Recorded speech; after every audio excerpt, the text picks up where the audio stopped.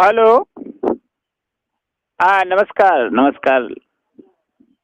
और कहाँ हो भैया? अच्छा।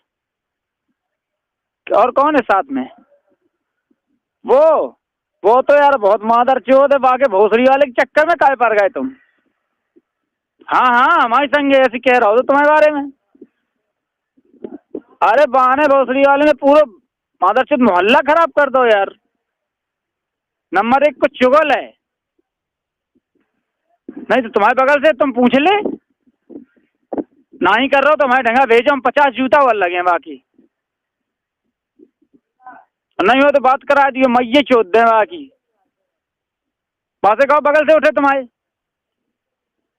और कहते भोसड़ी चमान के बीच में जाके बैठो, माता ठाकुर लायक तुम हो नहीं।